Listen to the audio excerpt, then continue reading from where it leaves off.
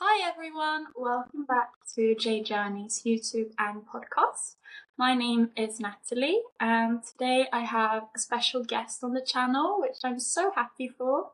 It's Karla, or also known as the Sound of Karla, which I'm really grateful for taking the time and being here with us today to share a bit more about what you do and your journey up to today, and everything about music therapy, sound healing, wellness, holistic health, the journey that we've been on these past years in your life. You have a bachelor degree in art therapies, as I've understood it, which is really fascinating. And you've worked with diverse kind of groups and people in aiding how healing through sound can help the body, mind, and spirit. A very holistic approach, which I'm really curious to hear more about today. But let's begin with you introducing yourself a bit further and welcome you to the space. So thank you. Thank you so much for having me.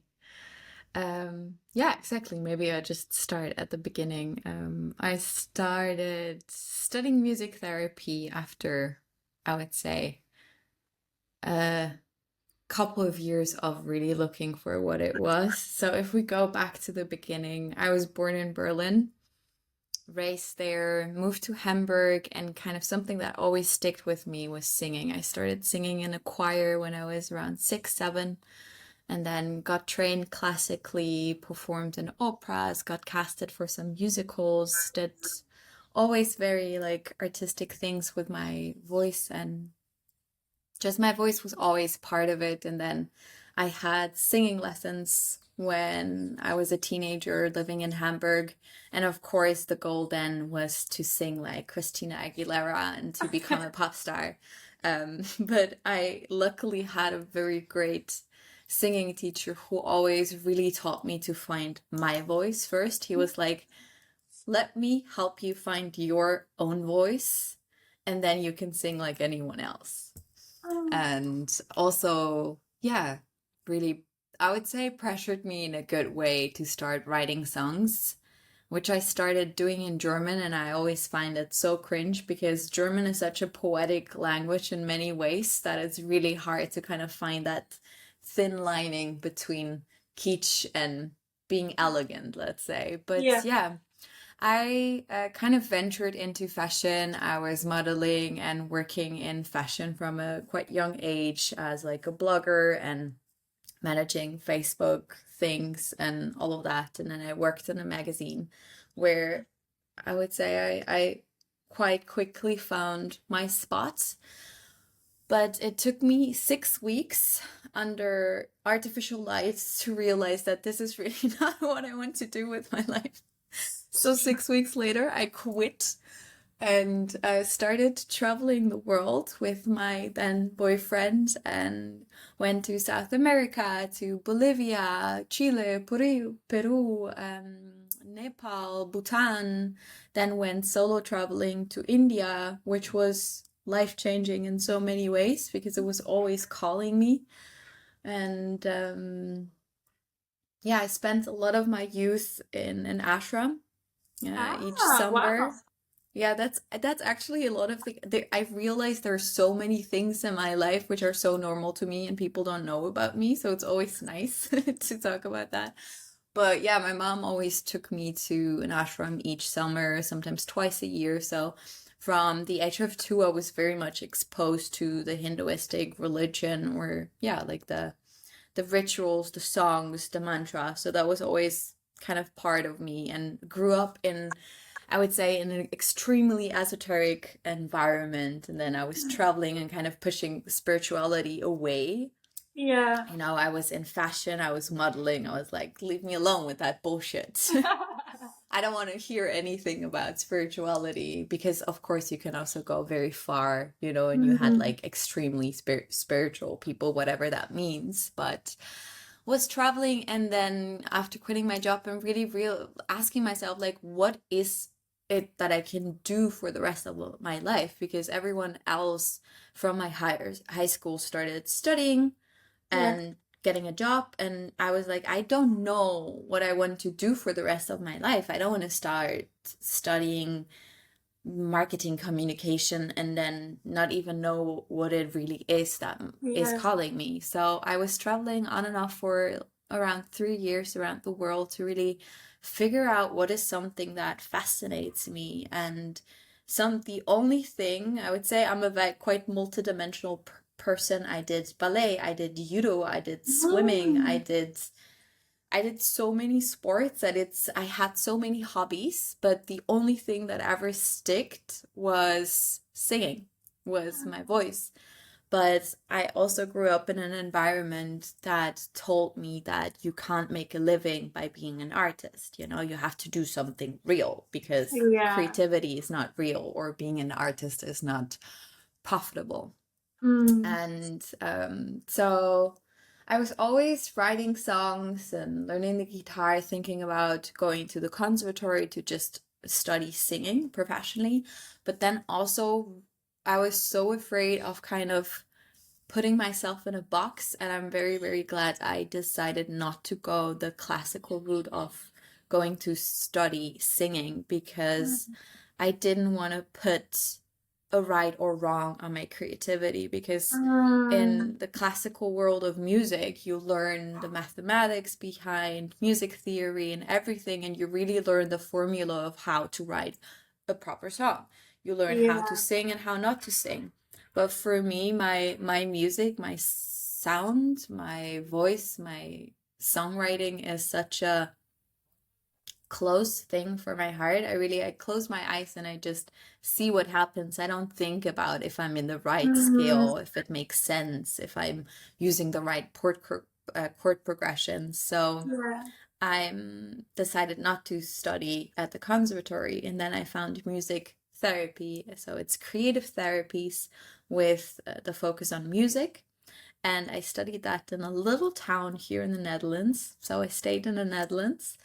And after graduating, or while graduating, I worked a lot with, yeah, in just like the healthcare sector here in the Netherlands. So with a lot of different people and problematics, and very fascinating work, but also very soon felt kind of caged, Yeah.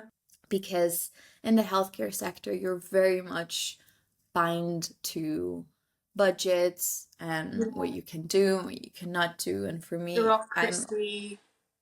exactly. So for me, it was always kind of clear that I would study and then make my own thing, because I'm also Mm. kind of that person. I never walk the pathway. I always go off road. Also, if I Yeah. go hiking, I'm just like the Yeah. path that's not yet walked. And that's not always the easiest one, but it's the one that feels the truest for myself. So Mm. I worked with children with autism for 3 years, and then after I stopped studying, or I graduated, I had a lot of different jobs, and kind of starting my own journey of like offering sound journeys, and then came across the crystal bowls, and then started venturing in that. And that's, yeah, around 4 or 5 years later, Yeah. and we're here.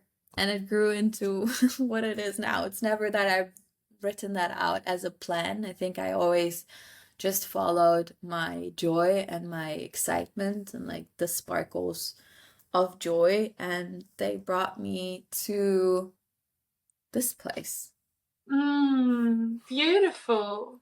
Because now you're running, I forgot to mention that, but you run like trainings, you create really cool events like all over the world, workshops, immersions with private groups, corporates, like you're doing it on a larger stage, almost like creating concepts, really, but totally in your own like style, what's true to you. It's really, really cool how you've blended all the angles of you, and you mentioned your artistic upbringing and maybe the esoteric. It's funny with our parents that in some way we kind of find our way back to maybe the roots at the end Yes. of the day, even though we kind of rebel against it when we're younger.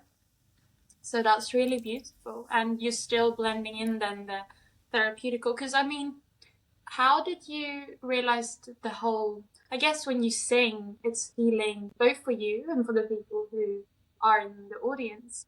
But how did you realize that you wanted to? Because I mean, music therapy versus like studying more classically music and artistry.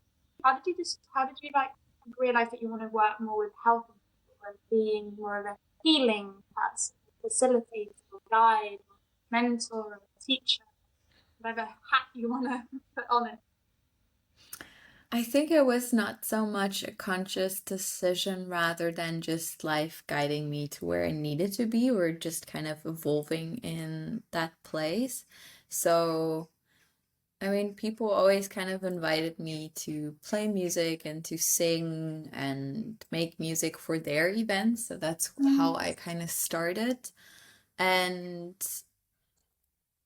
then I was doing events and just offering sessions again out of kind of pure joy. I was living in Portugal at that time and I had my bowls and was just in the forest with friends and creating something. And then I started, life really invited me into those spaces. So I started to getting more jobs in Amsterdam, in more corporate things. And then it kind of just all like everything that I've always learned kind of really just melted because I of course I have so many different things that influenced me, like a very deep rooted spiritual background of just my upbringing of all those teachings, and on the other hand very much like the professional music therapy side of how to therapeutically work with groups. What are the dynamics? What does music tell me about you, about myself? How can I use music as kind of a, glue? And then just also wanting, I think for me, it was just very clear at a certain point. I was like, it doesn't matter what I do, I just want to share my voice. And that can be in so many different ways. So now I'm also sharing my experience as a teacher in the trainings and what I learned through experiences and through, yeah, my own work of really trial and error. I think I'm a person, I'm not afraid to fail. So Yeah. I just take a lot of big risks often, and I think that can be inspiring for people to see someone trying and failing and growing, because that's really like the only way that we learn. And then someone reached out and at a certain time asked me if I wanted to mentor them, and then I did that. And then around that, I wrote a whole curriculum and then started to write a menu and then starting to set up the training, which we started 2 years ago. Yeah, last year. Yeah, 2 years ago almost. 1 year? No, 1.5 years ago. So Yeah. in person in Amsterdam. So I did it first online, and then it kind of just one thing led to the other, and then I got a corporate gig because someone knew me and invited me there, and then I realized that that's also very fun because it's of course such a different environment. You have like men in suits and tech sectors, and it's that's what I love so much about sound, because it really doesn't matter in which environment you're in. Everyone understands music, or everyone can feel the impact of sound. And sound is an element that is all around us. We go outside and we start to decipher our surrounding. We hear the sounds of the cars, the peoples, the nature, everything, and that gives us so much information. So it's a constant in our world, and through that you can build bridges and really guide people towards an experience more that has, in a way, I think, more depth. But for me, it's always also really important to stay rooted in the world we live in. And yeah, so now it's really for me just creating spaces for people to be in touch with themselves and to feel themselves more deeply. And that, yeah, goes in so many different forms. So trainings, events, more like concert experience spaces. And yeah, it brings me a lot of joy, and the people that join also. So that's a gift. Yeah, that's so beautiful. And it is, as you say, music is so universal. And I find that it's through music that we can all sorts of music. Like it can be classical, jazz, rock, whatever, sound healing music or healing frequencies, but like it connects us with our emotional body so instantly. I find like I use music throughout my day to like connect to different moods or to process things, or like I, for example, love Lana Del Rey because it helps me connect with more of my like melancholy and more like deeper feelings, and I can like Hans Zimmer as well. Like it's so powerful, like beyond what words or mental theories or concepts can put like explain for us. It's something beyond that. So in that way, maybe it is quite esoteric. Yeah, I think music has always been such a huge part of culture from the beginning of time. Song was the primal or the first way of telling stories before we had writing. Our stories were passed on through song. So song is always something that we grow up with, the lullabies our parents or our caregivers sing Mm. for us. And music and like sound and smell are two of our most ancient senses in our brain. So that's why, you smell the perfume of your, I don't know, ex-boyfriend and you have an instant flashback, if that's good or bad. Um, and the same thing with sound. Sound has such a strong, it takes kind of a different pathway in our brain and really activates our whole brain in the way that we integrate memories and really encode memories and feelings. So you can put on a song and it immediately shifts your vibe.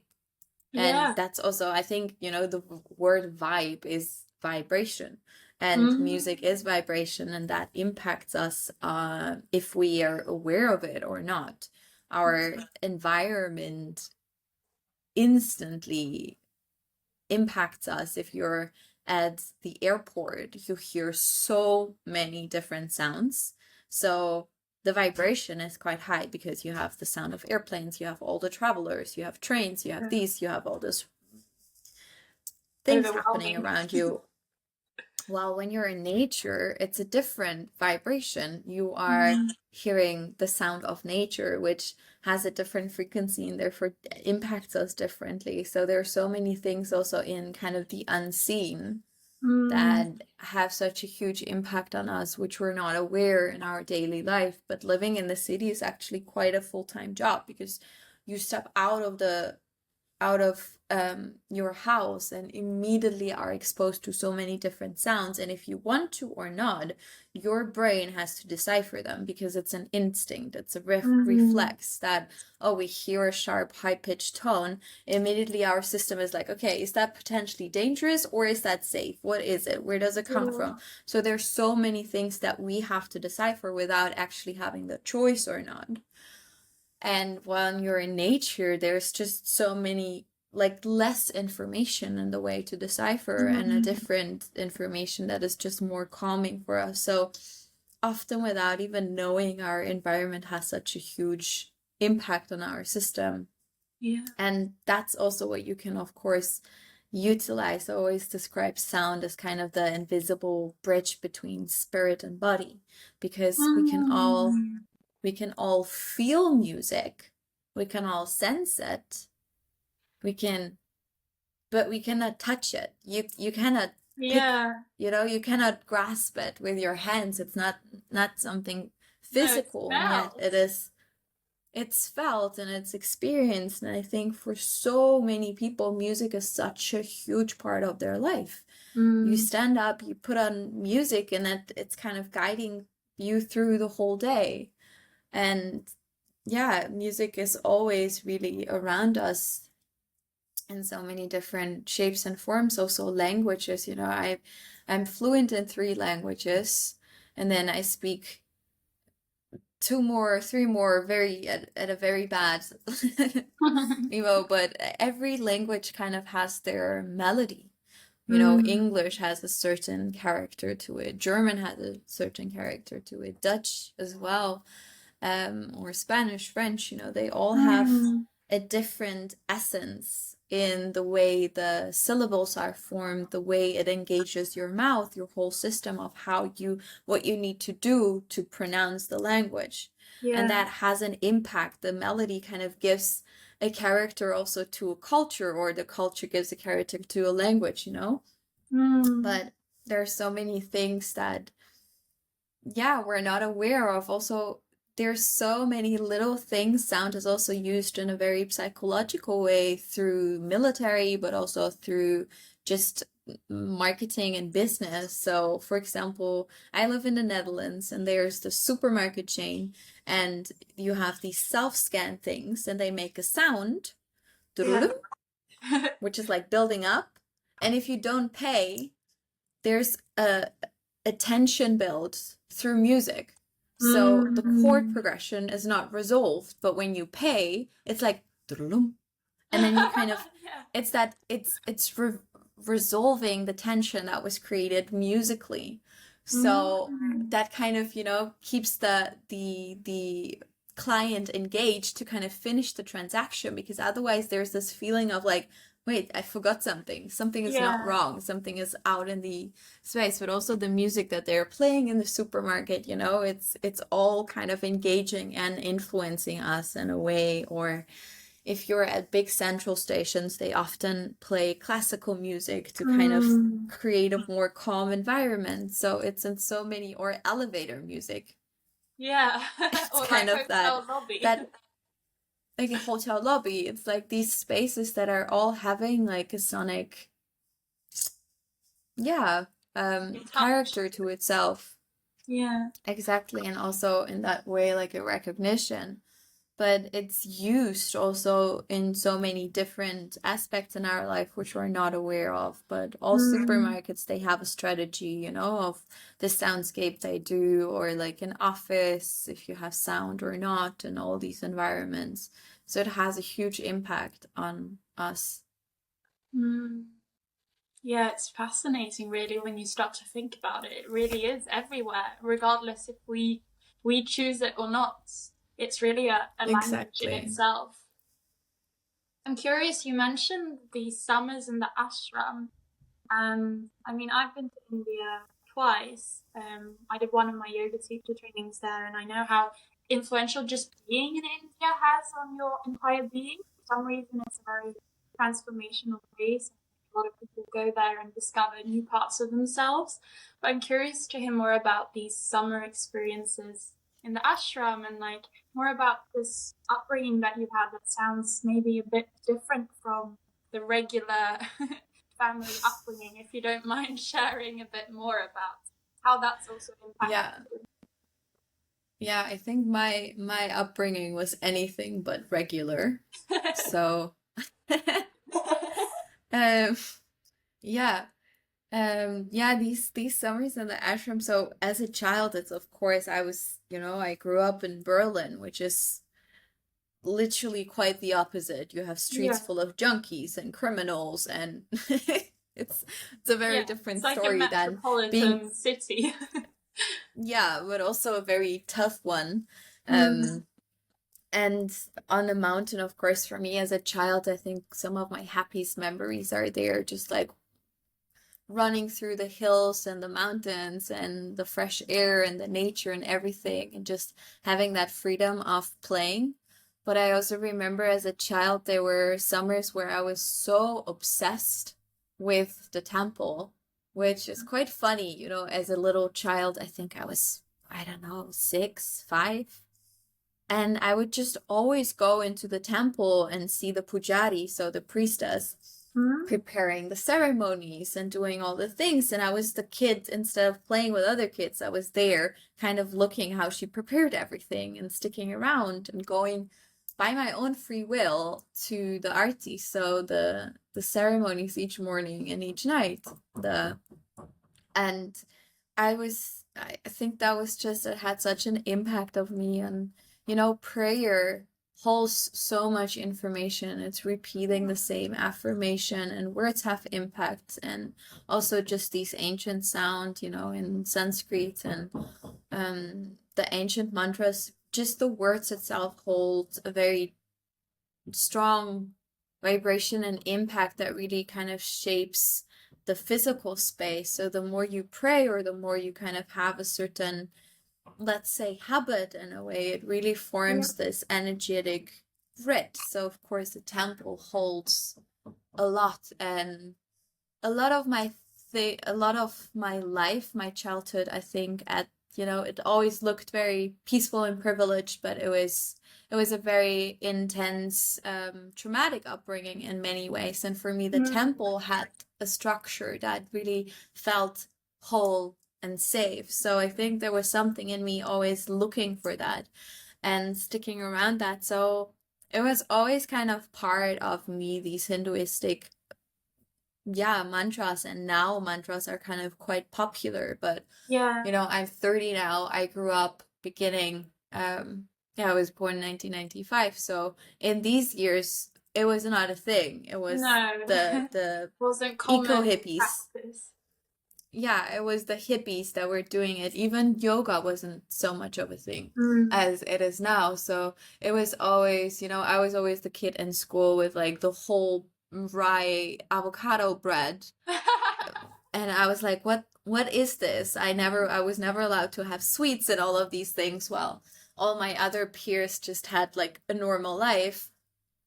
And so that had a huge impact on me, I think, in also just like the subconscious level, of growing up in an environment where people were so much in touch with their emotional world. And I think I grew up seeing really both the light and the darkness of spirituality, because just as anything else, spirituality can also be a path of escaping your reality and kind of bypassing your own responsibility. And I mean, if I look at the spiritual world right now, it gives me a massive ick, because everyone is kind of just in there because now it's a trend, but people are really missing the point that it's not an answer. You still have to take your responsibility and look at your own shit and do the work. It's not like an instant thing. Fluffy clouds. So no, exactly. And so I grew up in that, and I think that just gave me like from day one like a whole different perspective on life or society in a different way. And then I used to return also as an adult, of just sometimes going for a month. And this year I've been there actually quite a lot. I went back a couple times, so I was there an entire month to work in a temple. So after all these years, I kind of went back for a whole month to really actually study the rites of the temple. So I was, after 25 years of kind of experiencing that from the side of the visitor, I was holding the ceremonies and learning how to hold the ceremonies. And there were so many things that happened for me.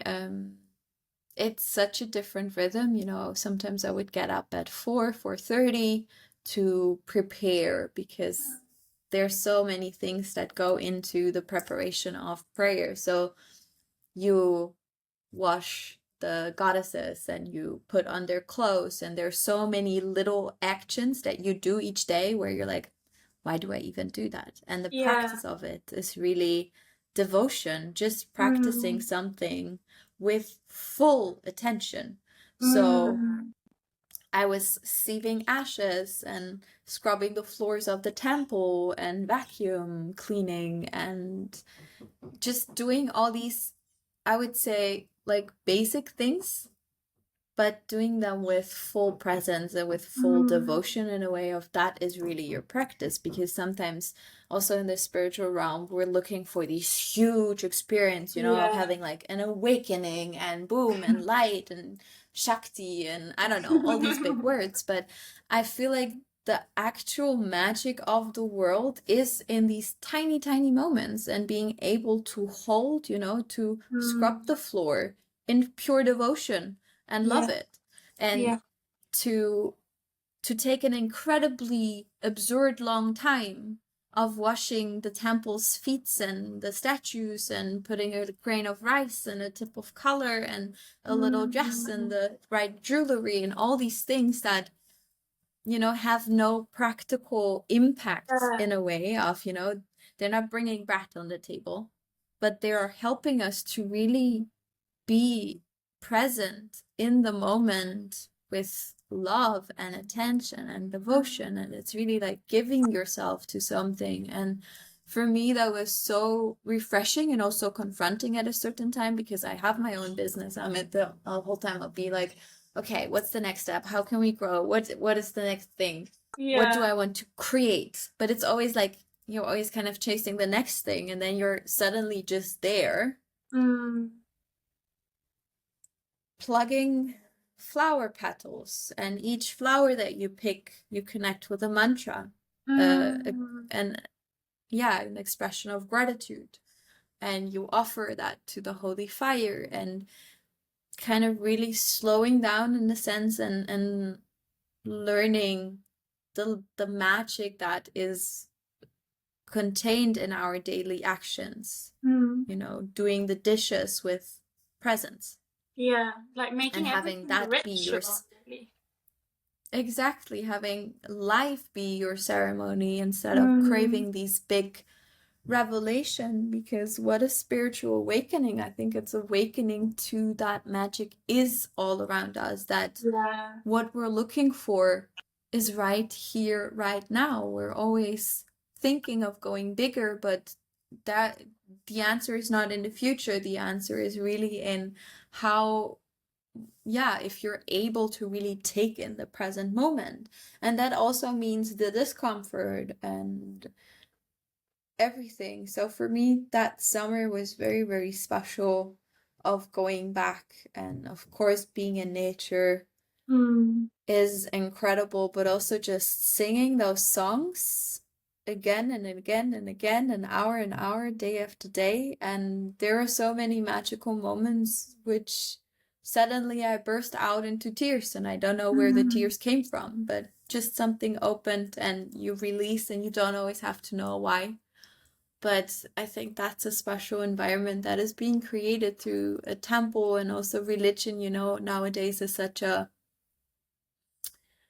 almost, yeah, in a way, like a really political topic, but also, yeah, frowned upon. But also we are all looking for this feeling of belonging something. And for the longest time, religion was that, you would gather in church, or you would gather in your spiritual temples, and you would gather around song. You would sing songs in prayer and devotion of kind of. And for me, I feel like as a society, we are so much looking for answers, and we don't have that communal support anymore. We don't have these places where we come together and sing and pray and have that community of kind of devoting ourselves to something that is bigger than us in a way. Yeah. Because now we're in control of everything, which is great because we have a lot of freedom, but it also puts so much pressure on us of being like, oh shit, now I have to figure everything out. And I think religion is such a splitting theme. Yeah. But these songs and these environments are a container for many people. And also now you see a lot of people, regaining faith in different ways, which is a very interesting phenomena to observe. But I think it really states the fact that as a society, we are longing for these places of gathering. And where we gather are now techno festivals. So we still are immersed in the same rhythm and the same song, but there's also lots of substance abuse and drugs, and that can also be great. That can also be a ceremony if you just dance your soul out for a night. Yeah. And I think each person just has to find their way. But for me, it's such a beautiful contrast, because here in Amsterdam, I live, I would say, quite a normal life. I'm very engaged in normal society Yeah. and reality, and I'm not really having any religious practices, anything. And I would also not really consider myself to be like a religious person. But these environments just really help you to illuminate a different side of yourself and to experience something else and practice to not judge everything, but to just experience it. And there's so much beauty and so much healing and so much power to be found in an environment that also holds you through, practices. And I think it's stability. If you say the It's same like a prayer each structure. I day, like it's that you said about the temple, that it's like a container that it holds you, and I guess symbolically how they're designed, like these very monumental buildings with all these arches and pillars, and it's a very safe container in that way, that it's so strong and structured and beautiful and spacious and all these things. So I can really understand that sense of feeling the stability. Yeah, so it has all these, these aspects of more like psychological reasoning of also a church is a very impressive building. An echo, it gives us space. It has, certain geometrical calculations which impact us. And then there's, of course, also the esoteric space of just what prayers do and what a spiritual environment and what prayer do. But it's very fascinating. And now we kind of live in these concrete boxes that are not adorned or not made beautiful, and an environment like a temple where everything is super colorful can also be just like a great change to your very environment. sacred and intentional, everything about it. Yeah, so each time I go to the ashram, it's really like, I think I go through different phases. Sometimes I'm also just like, oh my God, can't have it anymore. All those people in their spiritual bubble, and I want to escape because it kind of becomes too much. But for me, that's really like the beauty of kind of being able to go in and out and really be fluent in a way of, being in devotion and in prayer, and then to also just, I don't know, go to a bar and have a cocktail with friends and exactly. And to have that, the contrast, but also in that way, like the rich.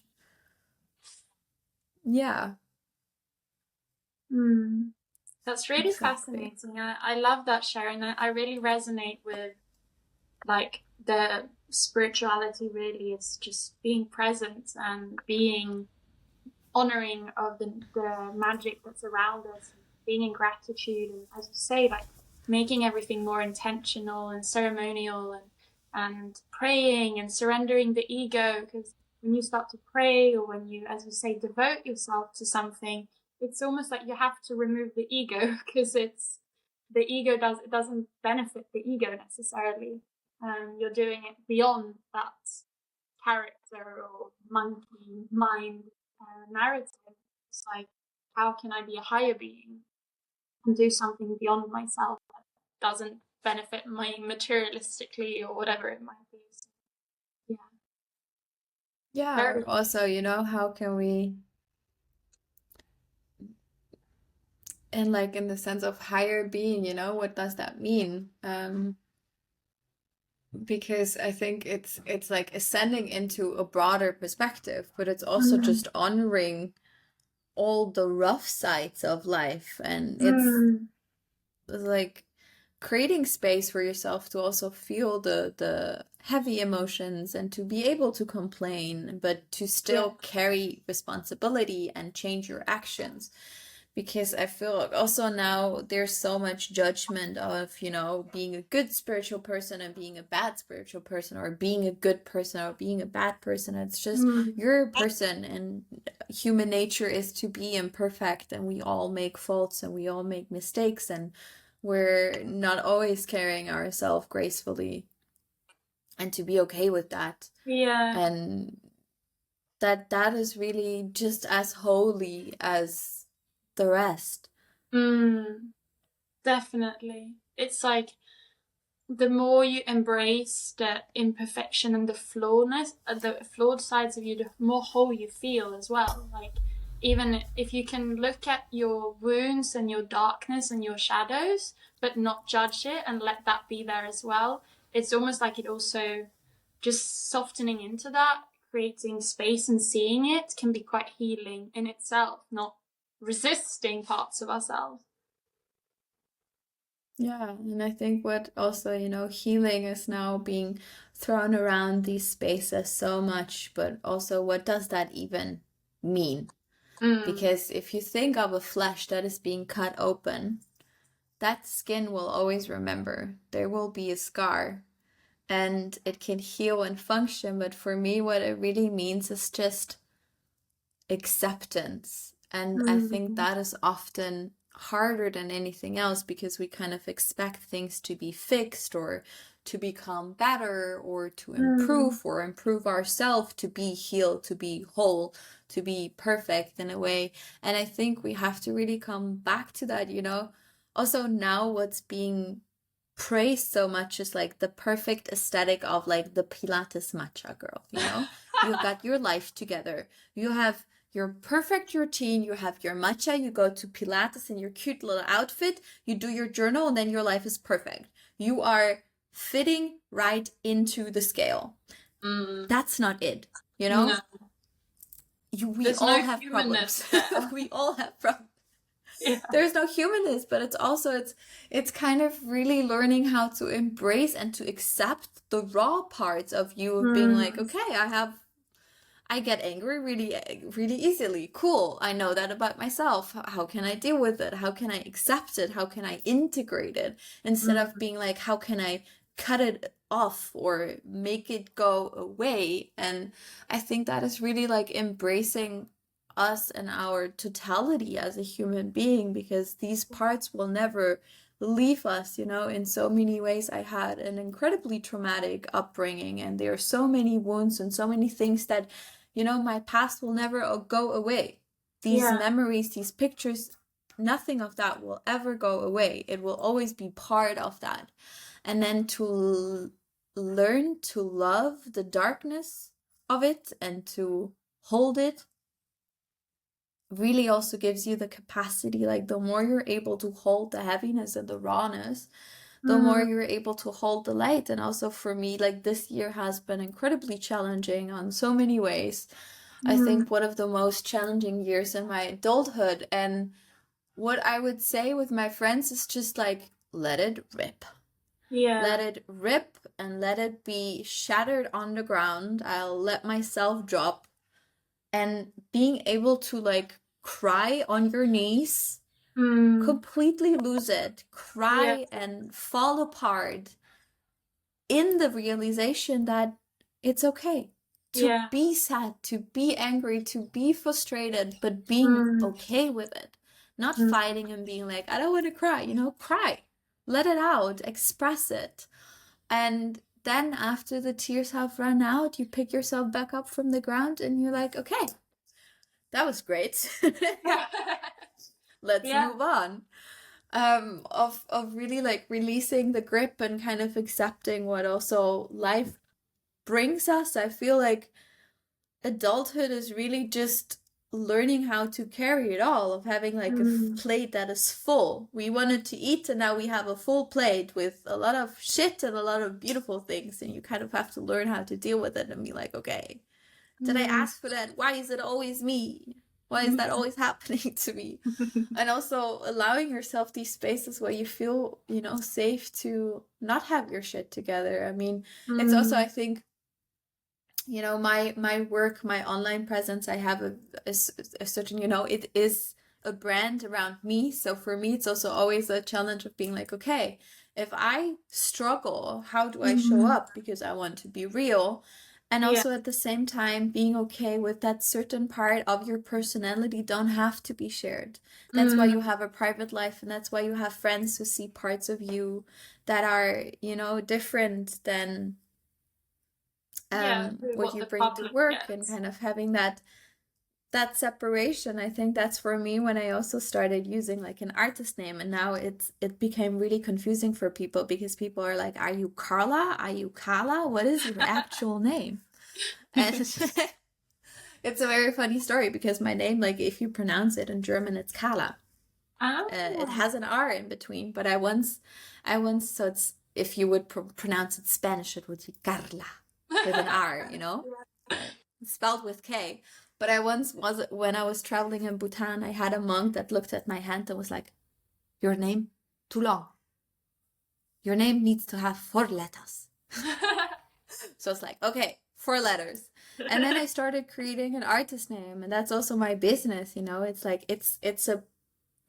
I'm kind of it's part of me. It's my name, Karla, of how you pronounce it, but there's one letter missing if you look Yeah. at to, you know, my passport, my ID. And that's also kind of the part that is okay to keep private and to preserve, to still have, you know, also in these online spaces, you're like, you have to share everything, you have to be authentic. And sometimes the most authentic thing is, you know, calling your friend and being angry and imperfect Yeah. to really be real. And No, I resonate a lot with that. yeah, And I think as well that it's one thing to share and to pass on your stories and teachings and what's been beneficial for you, but as you say, there are some parts that are for sacred, intimate spaces only. And to feel that, because I think that we've talked exactly. about like feeling it all and letting life like really crack us open and allowing ourselves to really let pain like pierce through our heart and crumble. And the deeper we can crumble, the higher we can grow in one way. But that crumbling, you can do it behind closed doors. It's not that it's not happening, but it's also okay to be private about it, because it like healing is messy, and of course you don't want to be this polished person offline like, oh, I have it all together, come to me to get all the answers. Like, no. But also it's very intimate to be with yourself and be in spaces when you're really crumbling, and I think it's something also honoring, if we talked about devotion, to actually be like, okay, if I'm going to go through with this process and actually feel all this suffering and pain that's here right now, then I have to be able to do that behind, when nobody sees me, or only the people that I really trust are there for that, so that there is some kind of, I don't know if it's integrity, but just because it can be so vulnerable to have that, as you say, just not bringing the entire you to the table. That doesn't mean it's not authentic, but it's just a bit curated to protect the like intimacy of the soul or something. Yeah, exactly. And also just, I think the safety for ourselves, you know, we're so complex as human beings, and now we live in a society that is in many ways so transparent. We all have an online presence. There's very little anonymity anymore of Yeah. just things that you do just for yourself. And I think that is so important, of just being your own person and having these environments, and also being able to, no, I will never lie. If someone is like, how are you? I will not give you an answer that is not true. Yeah. But it is, yeah, you have to have these spaces for yourself to grieve and to go through. And then once you're able to share, you know, you will start. And I think also now I'm starting to write more and more on my Substack, of just having more vulnerable conversations and spaces, because I feel like also Instagram has become such a weird space of, I don't Yeah. know what's happening there, but you open Instagram, you know, and you see everything in such a blink of an eye, and it has become really about like presenting and about consuming. So for me, it's not like the right space anymore to share like my most intimate of thoughts. I share way more of myself in, for example, these podcasts, or my writing on Substack, or in the events that I host, or the trainings that I do. That's also so magical, of really like what rawness comes up there, and what vulnerability, because it's a real space of real human connection.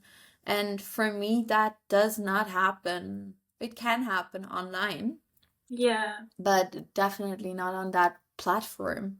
No, And I agree. yeah.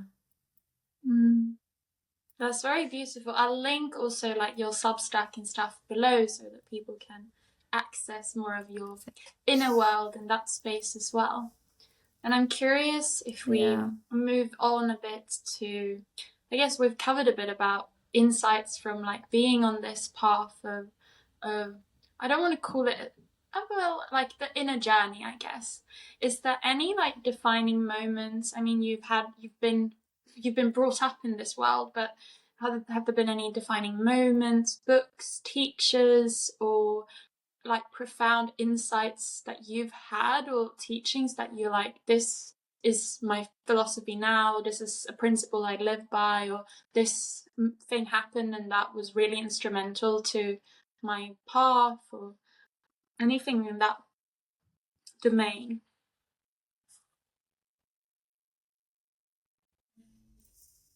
I think I've been in touch with so many different teachings, and it kind of just all has been weaving itself like into the tapestry of life. I think if I don't think I can pinpoint it down to one thing. There are so many incredible experiences that I had, you know, doing 11 hours of white tantra practice in New York Mm. City was insane, Wow. which is like a Kundalini yoga Yeah. practice of just being in practice for 11 hours or joining certain retreats. But I think if I look back to the most recent years, because I also studied Buddhism, Mm. Hinduism, so many different like realms and Yeah. meditation. And there was a time where I would like cling on to these teachings, and then there was a time where I let it all go. And I think in the past year, what has become the most life-changing thing for me are my friendships, the women that I have in Mm. my life, which are all so incredible, beautiful human beings who move through life in such integrity and authenticity, and we have real conversations, and we share the beauty, and we share the pain, and just being able to share that with each other has been yeah, incredibly healing. And I think if it comes to practices, what has really impacted me a lot is, of course, like the crystal balls. Once I found Yeah. them, like for me, they've moved so much of just in my own personal practice. I've started playing with them and kind of being immersed in that frequency for 4 years. Each day has, I think, really recalibrated my insights. Mm. Kundalini yoga has been a huge impact of just how much it like strengthened my nervous system. Yeah. And yeah, just expanding that. Great technology. But also, I don't know, going to the gym was a very spiritual practice for me too, of really Yeah. like coming into the body and Yeah. moving the body and building a routine. And for me, these past years have really been embracing real life and Mm. routine, which held like the biggest revelations, and really bringing it down to earth and into the Yeah. body. And yeah, there's been so many things. And again, like this summer in the ashram was very life-changing in many ways, of being immersed in that environment. Mm. But I've met incredible teachers and people alongside my life, and I think they all had their impact on me. And um, yes, so I think it's just Oh, this life blend. as Yeah. the I love greatest that. teacher.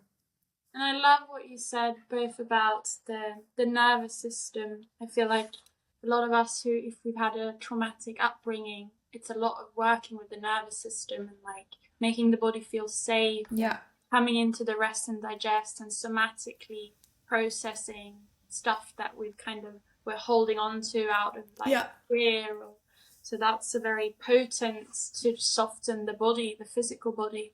But also I resonate a lot with just the living a very human life and like working out and sleeping well and just being grounded in the daily practices. It goes such a long way. Like for myself, just connecting, yeah, even if I've been doing yoga for all these years, now recently I've been like, actually, I want to build more muscles and I want to feel like really strong and connected. And that's helped me so much to balance my mind and body as well. Like, no offense towards yoga because that's what it does, but like you need a bit of everything. It can't just be like one practice that is going to Yeah. solve all the problems. So it's quite also like, because I've had like resistance, I think, towards the gym and even certain workout classes where I think it's a bit too rigid or pushy or too much. Like it's your people are there for the wrong reason. But now I'm kind of let that limiting belief go and be more abrasive of I need to move my body properly. It's good to challenge myself. I grow from like being a bit outside my comfort zone, and sometimes it's safe to push my body a bit. Like that can be healthy too, but just doing it with the right intention behind, like wanting to feel strong and Yeah. vital and healthy. Okay. Yeah, exactly. And also, each person is so incredibly different, you know. I don't think that one fits all. You really have to go through like an error and like trial and error to find out what it is really that benefits you. And Mm. I think it's so much of what you said, you know, about the nervous system. I think a lot of the spiritual really happens on the inside of creating the insights and having the realization. Mm. But what are you doing with the realization? Because you can have a enlightened moment and then forget about it and continue with exactly the same shitty habits. Yeah. But it is then switching it and bringing it into real life, the tangible, and making changes to really change your course of action to act differently.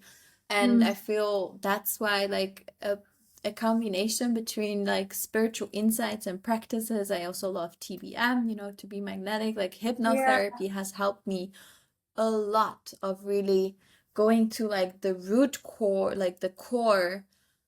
And I had a couple of incredible hypnotherapy sessions where you find the subconscious mechanism, you change that, and then your Mm. actions changing. And that has such a huge impact because understanding is one thing, but can you rewire your actual actions, your what you bring out into the world, and to find a balance between being in the minds and being in the subconscious and being in the body and in the practical ways. That's I think the sweet balance that we need to have as humans in our body.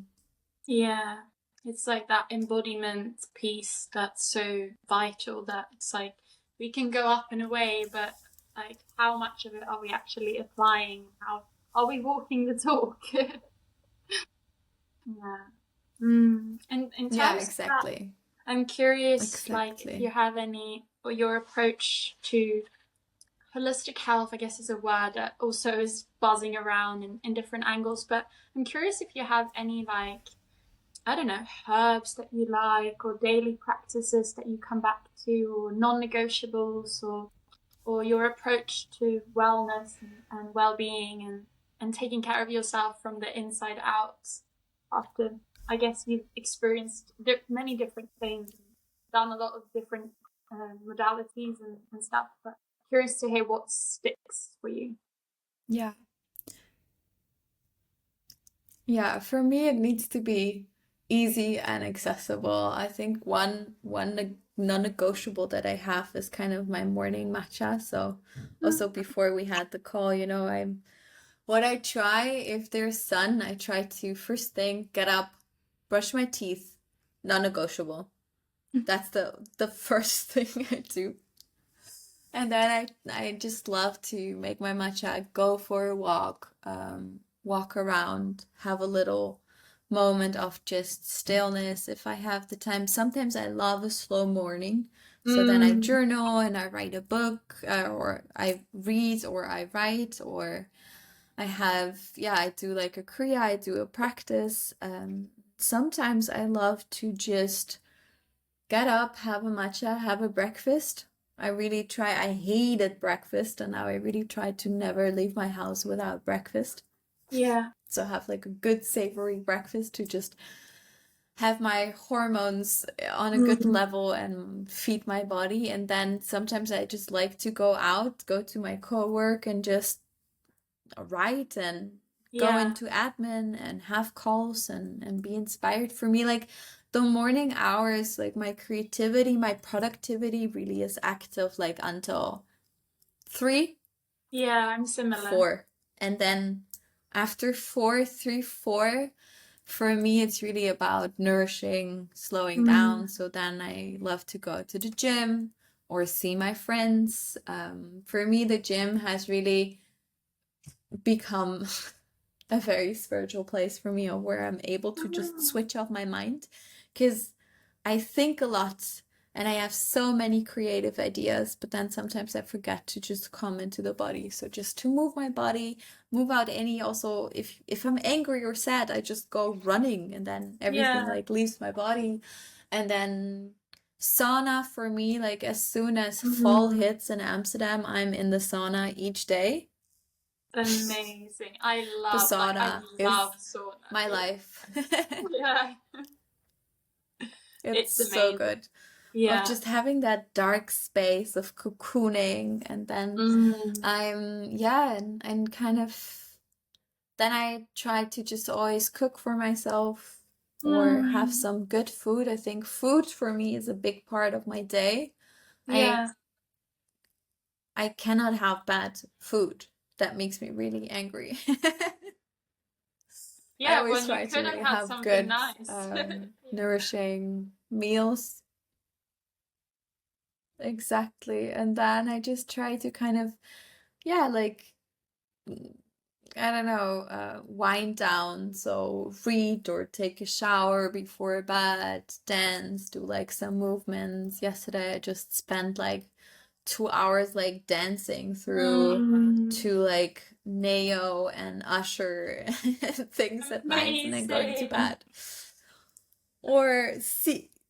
Or seeing friends and having like a nice cozy dinner or going to the movies. But usually I'm just trying to like slow it down in the evenings, of having like a slow night. I'm really, really trying to go to bed earlier, Yeah. because I'm a morning person and a night person.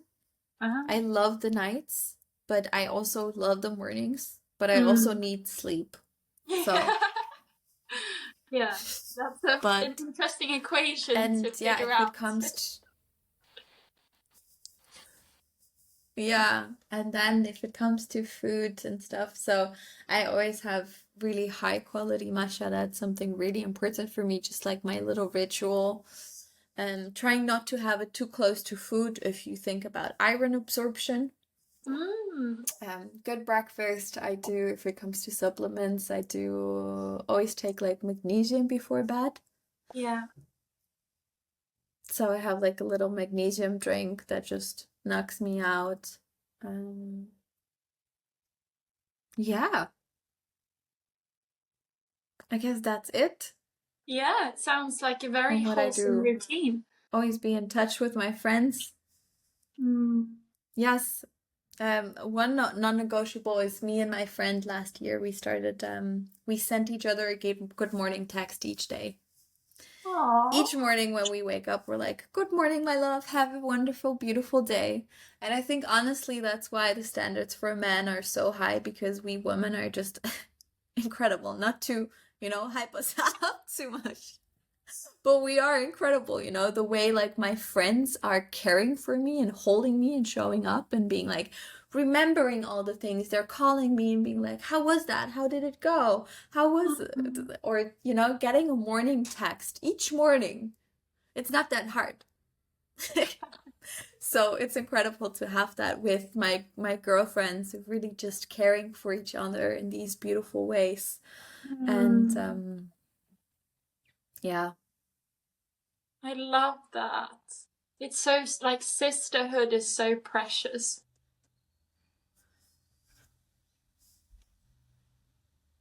Yeah, it truly is. I think friendship is just I think it's just like any other relationship. For many years, I always ran away from friendships where I kind of never really fostered the relationship because I was always so afraid of losing it that Mm. I would just have very like casual friendships, and now really showing up for your friends, and that also means having conflict once Yeah. in a while and really showing up for each other and being there for each other has been, yeah, very, very powerful and very, very supportive. I love women. Women are great. I think friendships are just so important Mm. and really change Like so the much. quality of our life is dependent on the quality of our relationships, essentially. That's what it's coming down to Yes. for me. Yeah, I would agree for sure. Mm. And Mm. having honest friendships that are able to mirror you and be truthful and Mm. No, I totally, yeah. And it's not easy every day, but it's showing up and like taking care of a connection and maybe nourishing it in the same way that we nourish ourselves, our business or whatever. These people too need the same attention and care. So yeah, very, exactly. yeah. Yeah. Okay, I'm seeing that we've been on more than an hour now, and I'm sure you have stuff to do. But before we round off, I was curious because you're a very artistic person, very creative, and you do a lot of different things, and it's really inspiring to hear your thoughts and you have a really cool life story as well that I feel like there is more there to unpack as well. And I think that maybe in the future, if you'd like to be on again, we could talk more about maybe the more deeper layers of like trauma and taking care of how like methods that can help to move through things that we've been through in our childhood and somatically and nervous system wise. And you mentioned how much the crystal bowls have been helpful for you, I guess, in the rewiring of the nervous system and the insides and elevating the frequencies and bringing up what needs to be released and all these things. But I'm curious, it feels like you take in a lot of the world and you've seen a lot and you've experienced a lot. And I'm curious to hear like what inspires you. Life. Just Mm. that I think, yeah, just everyday life. There's so many. Usually like people and conversations really, really inspire me. I think if it comes to human design, I'm a manifesting generator, so I can also generate my own spark of inspiration. I think with inspiration, it just, it hits you like a, also the most, if I write songs, they usually happen in a moment, more in the moment, and then just the whole song is there and it's done. They Yeah. just come. It's more like channeling. Mm. But I find so much inspiration just in life in talking to the people and what they've been through and my friends and hearing their stories and how they move through and conversations like these of just bringing light to just different aspects of life, but also, seeing human kindness of walking through the streets and seeing these little interactions or seeing the colors of the world melt. I have a beautiful view over the park, and then just seeing like how the light hits the leaves, and then there's a Yeah. little dog, and then there's children playing, and just all these like mundane things, or walking through a garden and seeing the different colors of nature. Nature is definitely like a huge inspiration, and just it's peaceful. It holds all of our crazy human life in such a abundance. And Mm. music, singing always inspires me so much. Just like as soon as I pick up my guitar and just play something, it like creates a space for um yeah, creation, but just living life and being open-minded and really looking, Mm. really seeing, really feeling. So I really try not to rush from one thing to the other, but really be present with the person that I'm talking to, the thing that I'm doing, just being there in each moment to really see everything that happens around me and taking it in, and then creating moments for myself to just show up. Like sometimes there is no inspiration, and then you are the one that creates it by opening the journal and starting to write down. I have no idea what to write, and then suddenly words spill out, but it's opening. For me, it's really like that, finding that kind of motion of leaning into your body, being able to take a step back and then looking and observing rather than always going out. Also right now I'm looking into the sky, and there's this massive cloud which is really gray, but then in the back there's sun, and then there's all these different colors and all these different shapes, and that just inspires me so much of just being like, life is incredible, even if it's just a cloud and we think, it's just a cloud, whatever. But I don't know, isn't it magical that there's like all these particles that kind of stick together and create this chemical form that we call cloud, and then they release water from the sky? Crazy. Yeah. And behind there's this abundant blue sky just always there. Exactly. But yeah, I think just life in general, human connections, friendships, talks with strangers, little interactions here and there are always what inspires me a lot. Sometimes a good coffee in the morning can also really move the energies. Yeah. Can be very much life quality in that coffee. Yeah, sometimes coffee's great. Yeah. Oh, I love that. That's so beautiful. And I'm really looking forward to following like your journey from here. It feels like there will be a lot of interesting creations, and I'd love to in some space see you in person, and maybe even listen to your singing and the crystal bowls and everything. It would be amazing. I would love that. It's really beautiful what you're offering and what you're bringing to the world, and it feels like you're just getting started. So very exciting times. Do you have any vision or any dream that you have that's coming to you, or something that you want to create, or any upcoming plan that you're looking forward to? I think I'm currently in quite an area of like transition of just what happened these years, also professionally, of just looking like, okay, what's the right combination? And I feel like there's a feeling somewhere that I'm working towards. So it's not like that I have a clear vision. I think it's definitely also moving towards sharing way more of my music and my voice, and I know everyone is waiting for my album. Yeah, I was gonna say, like, maybe there's an album coming. I think there is. I just don't know when. Or I definitely know that this will happen. I also see myself, because now I'm teaching quite a lot, but I'm also teaching quite a lot of people to learn these skills. So that, at one point I will probably transition more into like concert experiences, go way more into like the actual songwriting of I think that is coming, because I never wanted to put like pressure onto my songs, because I don't want to create them in order to be liked. I want to create them because they feel true for me, and then share them. And I think now I've built, a beautiful audience that is very receptive to that. So working on that, I still have to figure out when and where, and need to find the right band to play with, and kind of, really, I think it's moving towards more singing, more performing. The teaching is something I really love, and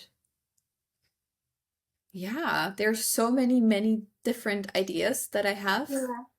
And I think it's also a mystery to me where I'll be guided towards. But the practitioner training is very close to my heart. It's just so incredible, these weekends of seeing people find their own connection to sound, and kind of the little miracles that happen through that. It's really like more also really like a retreat weekend, we immerse Yeah. ourselves so deep. So these are always so powerful. And that will continue. And then next year I'm hosting my first retreat. Ah, So that's gonna be very amazing. exciting. Yeah, wow. In mountains and creeks and meadows, and it's gonna be beautiful. So that is Wow. something exciting to come next Definitely. year. Maybe we can link some And details about that below as well if there's information. yeah, I'm actually today having a call with the location, so I'm still Oh, doing the please little share that. details, but it will for sure be like on my website, with just Mm. all these information. So there's a lot of beautiful projects that are coming, and yeah, I'm also curious of where I'll be guided. Also Mm. personal level, I'm really just trying to move and find a beautiful new like Mm. living space here in Amsterdam. So it's just many years, but I feel it's gonna be great surprises coming, probably. Yeah. Yeah, it We'll sounds see like what you're happens. embarking on a bit of a new chapter. Yeah, I feel like now I've been really building like a solid foundation, and now it's changing a little bit, and things are, some things I will let go and some things I will invite. And but yeah, retreats, performances, events, I will just forever sing. I think that's the Mm. main thing.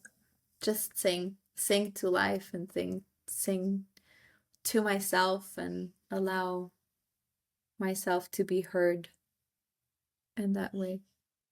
So beautiful. What a beautiful gift to have that voice and alchemize through that and to reach and touch other people. Yeah, it's a gift indeed. Also, I'm so grateful that I have that as an outlet, because for me Mm. it's such a therapeutic tool of just expressing the unexpressible through melodies. I don't even have to name it. I can just express it in a Mm. melody, and that is for me how I think move through a lot by just Yeah. allowing it to flow through. Mm. That's so beautiful. I feel that's a nice note to end this conversation. Coming back to where we started a bit with how you have always been so connected to music and singing and your voice. But thank you really for sharing and for being on today. It was really lovely to speak to you, and there's so many different things that I feel like we just like touched upon a bit, and I feel like you are so Yeah. grounded in your approach as well to spirituality and holistic health and online presence and expression, and there you are very wise within this field, and I think a very sober voice in terms of what's real and what's truthful and what's a spiritual life.